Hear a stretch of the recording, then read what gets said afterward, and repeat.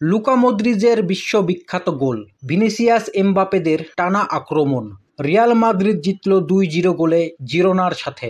লা লিগা টেবিলে Real Madrid, Barcelona, Atletico Madrid একই সাথে ছুটছে। মাদ্রিদের আজকের ম্যাচে সবথেকে বেশি হাইলাইট হচ্ছে লুকা মদ্রিজের সেই গোলটা। সম্ভবত মদ্রিজ তার জীবনের সেরা গোলটা করল। বক্সের বাইরে থেকে রকেট শটে জিরোনার গোলকিপারকে হাওয়াতে রেখে বিশ্ববিখ্যাত গোল করল। ৩৯ বছরের ক্রোয়েশিয়ার এই লেজেন্ড এখনও টপ ক্লাস পারফরমেন্স দিয়ে যাচ্ছে। আজকের ম্যাচে দর্শক আসনে ছিল আরেক Real Madrid legend Carvajal. Ligament চোটের জন্য একটা গোটা মরশুম মাঠের বাইরে। ম্যাচে মাদ্রিদের আক্রমণে থাকা ভিনিসিয়াস এমবাপে একটানা কাউন্টার অ্যাটাক করে গেল। জিরোনার গোলকিপার অনেকগুলো টপ লেভেলের সেভ দেয়। ভিনিসিয়াস একটা গোল করে, সাথে তার একটা শট পোস্টবারেও লাগে।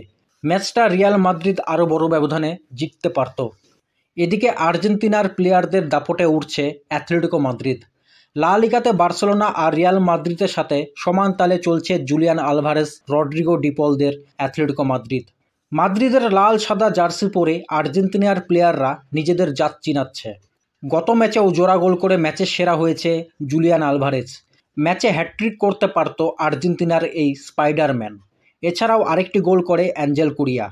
এই 3 গোলের ওপর ভর করে অ্যাথলেটিকো মাদ্রিদ 3-0 গোলে জিতল ভ্যালেন্সিয়ার সাথে। অ্যাথলেটিকো মাদ্রিদ দলে আছে আর্জেন্টিনার 5 জন প্লেয়ার। এরা হলেন Julian Alvarez, Angel Correa, Rodrigo De Paul, Simeone, Molina. আর এরা সবাই দলের গুরুত্বপূর্ণ প্লেয়ার। মাদ্রিদের এই দলটার প্রাণশক্তি হলো আর্জেন্টিনার প্লেয়াররা। আমরা সবাই জানি এই দলটার কোচ দিয়েগো সিমিওনেও একজন আর্জেন্টাইন। এদিকে হান্সি ফ্লিকের বার্সেলোনা 2-0 গোলে লাস পালমাসকে হারিয়েছে। ম্যাচের প্রথম হাফে যতটা বাজে খেলল রাফিনারা, সেকেন্ড হাফে ততটাই ভালো খেলে ম্যাচটাকে বের করে নিল। বিশেষ করে সেকেন্ড হাফে দানি ওলমো নামার পর ম্যাচটাকে কন্ট্রোলে আনে। অনেক দিন পর মাঠে নেমে গোল করে দলকে জিতালো, সাথে নিজেও ম্যাচের সেরা প্লেয়ার নির্বাচিত হলো। আরেকজনের কথা বলতেই হবে, ফেরান তোরেস। যেদিন যেটুকুই সময় পায় নিজের কাজ করে দেয়। যারা আগে সমালোচনা করত তারাই এখন ফ্যান হয়ে গিয়েছে এই স্প্যানিশ প্লেয়ারের। গত বছর গোটা মরশুমে 11টা গোল করেছিল ফেরান তোরেস, আর এই সিজনে অলরেডি 11টা গোল করে ফেলেছে সে। এখন দেখার মরশুম শেষে কত গোল করে। ম্যাচের মধ্যে লেভানডস্কি শুরু থেকেই গোলের চান্স মিস করতে থাকে, কিন্তু তোরেস মাঠে নামার পরেই প্রথম সুযোগেই গোল করে বার্সার জয় নিশ্চিত করে দেয়। আজকের ম্যাচে লামিন ইয়ামাল পায়ে গুরুতর চোট পায়। ম্যাচ শেষে দেখা যায় তার পা রক্তে ভরে গিয়েছে। 2025-এ এখনও পর্যন্ত বার্সেলোনা আনবিটেন আছে।